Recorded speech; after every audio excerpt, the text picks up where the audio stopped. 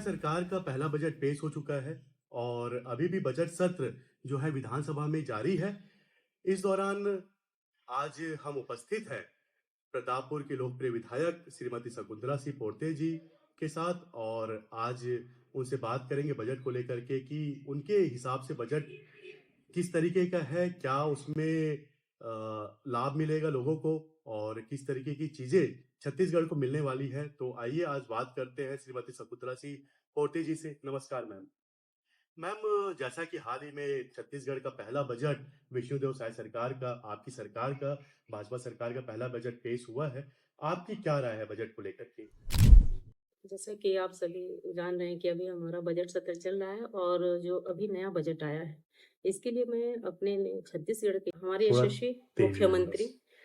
परम सम्मानीय विष्णुदेव साय जी और हमारे वित्त मंत्री ओपी चौधरी जी के नेतृत्व में जो बजट तैयार हुआ है, वो निश्चय ही बहुत ही सराहनीय है। ये बजट छत्तीसगढ़ के विकास को नए आयाम देगा और मेरे जो प्रतापपुर विधानसभा है, वहाँ तमाम कार्य स्वीकृत हुए हैं जिससे हमारा प्रतापपुर विधानसभा विकास की नई गाथा लिखेगा।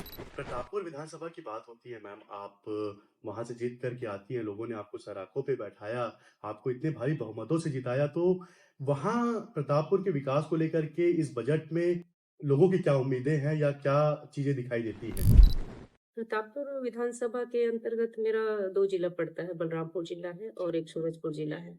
तो देखा जाए तो बलरामपुर जिले के अंतर्गत जो सड़कों का जाल बिछा है, बलरामपुर जिले में बहुत सारी सड़कों का स्वीकृति मिला है, जिसमें कि हमारा जनकपुर से रिहंद लटाघाट पुलिया है, वहाँ का रोड स्वीकृत हुआ।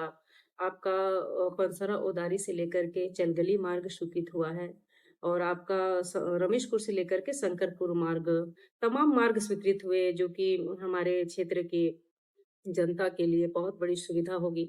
सड़कें बनेंगी तो इससे क्षेत्र का विकास भी दिखेगा और पुल-पुलियों का भी स्वीकृति मिला है। हमारे चरचरी ग्राम में एक बरन नदी है, बहुत बड़ी नदी थी, जिसमें कि बहुत दिनों से गाँव के लोग पुलिया की माँग करते थे। बरसात के दिनों में बहुत बड़ी कठिनाइयाँ होती थी।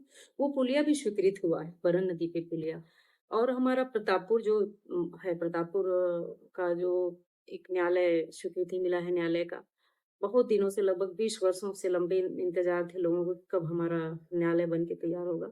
7 करोड़ 20 लाख की लागत से हमारे प्रतापपुर को न्यायालय भवन का जो सौगात मिला है, ये निश्चय ही बहुत बड़ा ऐतिहासिक फैसला हमारे वित्त मंत्री जी के द्वारा और हमारे मुख्यमंत्री जी के द्वारा किया गया है। शकुंतला जी, हम बजट के दौरान आपके भाषण को देख रहे थे, तो शिक्षा को लेकर के कई सारी बातें आपने कही थी, कुछ विस्तार से आप बताएंगे?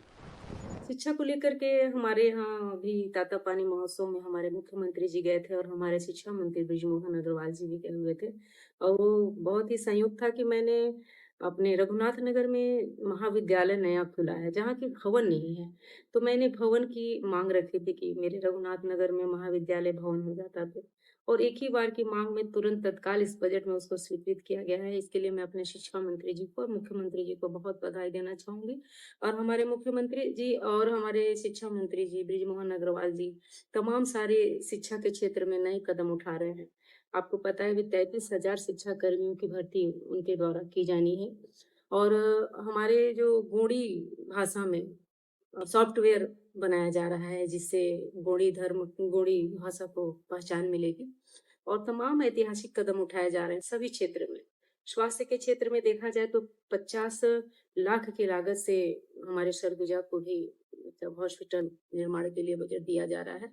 तमाम स्वीकृतियाँ मिल रही हैं और ये बजट जो है हमारे छत्तीसगढ़ को और हमारे प्रतापपुर विधानसभा को नई ऊँचाइयों तक ले जाएगा। हमारा जो बजट है वो ज्ञान शब्द से वो मतलब बना हुआ है बजट। जी से होता है गरीब, वाई से होता है युवा और ए से होता है अन्नदाता और एन से होता है नारी। अगर मैं नारी की बात करूँ तो महिला बाल विकास के माध्यम से हमारे मुख्यमंत्री जी और हमारे आपके महिला बाल विकास मंत्री जी के सहयोग से महतारी वंदन को जो स्वीकृति मिली है, हमारी महिलाओं में एक नया उत्साह और ये बजट उनके जीवन में नया उजाला लाने वाला बजट होगा। हमारी बहनें आत्मनिर्भर होंगी और जब हमारे पास कोई आय का स्रोत नहीं होता है और हमारे पास कोई ₹1 का भी जहाँ हमारे पास कोई आय का स्रोत ना हो और ₹1000 अगर हमारी सरकार बहनों को मदद कर रही है, तो निश्चय ही बहनों के जीवन में नया उत्साह और उमंग लाएगा। उनके चेहरे पे जो मुस्कान आएगी, उसका अनुभव हम लोग कर रहे हैं और हम लोग चाहते हैं कि जल्द से जल्द उनके खातों में 1000 रुपए जाए और उनके चेहरे की जो मुस्कान है, वो हम लोग देखें। जी। महतारी वंदन योजना की बात आप कर रही थी मैम। महतारी वंदन योजना के साथ एक और मोदी जी की बहुत बड़ी गारंटी थी पीएम आवास को लेकर के। उसे वो पीएम आवास को अगर देखते हैं तो प्रतापपुर में किस तरीके की तैयारियाँ चल रही थी? प्रधानमंत्री जब हम लोग चुनाव लड़ रहे थे तो हमारे जो प्रदेश अध्यक्ष हुआ करते थे अरुण साव जी, उन्होंने कहा था कि आप लोग जा करके खुले मंच से ये वादा करो कि जैसे ही हमारी सरकार बनेगी, भाजपा की सरकार बनेगी, सबसे पहला काम करेंगे कि हम प्रधानमंत्री आवास देंगे। आपको पता है कि पिछले कांग्रेस की सरकार जब बनी थी तो प्रधानमंत्री आवास को पूरी तरह से बंद कर दिया गया था। गाँव के लोग तरस रहे थे कि हमारा पक्का मकान कब आएगा? 5 साल लंबा इंतजार उन्होंने किया। और जैसे ही हमारी सरकार बनी 18 लाख प्रधानमंत्री आवास को स्वीकृति प्रदान की गई है और सभी गाँवों में बड़ी-बड़ी संख्या में प्रधानमंत्री आवास स्वीकृत हो गए हैं और जल्द ही प्रधानमंत्री आवास बनेगा। हमारी सरकार ने प्रधानमंत्री आवास तो दिया ही है, लेकिन जो रेत है, जो उसको बनाने के लिए जैसे कि रेत खनन का मामला मुद्दा गर्म था वहाँ विधानसभा में, तो हमारे ओपी चौधरी जी वित्त मंत्री जी ने ये घोषणा कर दिया है कि अब आपको जो प्रधानमंत्री आवास बनाने में निःशुल्क दिया जाएगा। ये गरीबों के जीवन में बहुत बड़ा उजाला होगा और जो हमेशा सोचते हैं कि हमारा भी छत मतलब जहाँ हम रहते हैं, हमारे सर पे छत हो, वो गरीबों का सपना पूरा होने वाला है। दादा जी, जब विधानसभा चुनाव के समय आप अपने क्षेत्र में दौरा कर रही थी, तो जब हम कवर कर रहे थे तो हमने देखा कि दौरा करने के दौरान आप एक डायरी भी साथ लेकर चलती थी और जो भी सवाल जो भी मुद्दे जनता के बीच से निकल के आते थे, जो समस्याएँ निकल के आती थी, वो आप नोट डाउन करती थी और आपका कहना था कि जब मैं विधायक बन करके आऊँगी, तो इन सारे समस्याओं पे मैं काम करूँगी। तो उसको लेकर के अभी क्या कार्य आप कर रही हैं? ये जो मेरे बजट अभी मुझे मिले थे विधायक मद से, तो मैंने उन्हीं डायरियों में जो मैंने लिखा था, जैसे कहीं पर चबूतरा का माँग था, कहीं पे शेड का माँग था, कहीं पर बाउंड्री वॉल का माँग था, तो उन्हीं को देख कर के मैं अपनी डायरियों को खोल करके निकाल कर के ही कामों को आगे बढ़ा रही हूँ। क्योंकि मैंने जो जनता से वादा किया है और मेरे वादे पे विश्वास करके और भारतीय जनता पार्टी पे विश्वास करके प्रतापपुर विधानसभा की देवतुल्य जनता ने, देवतुल्य कार्यकर्ताओं ने मुझे चुना है।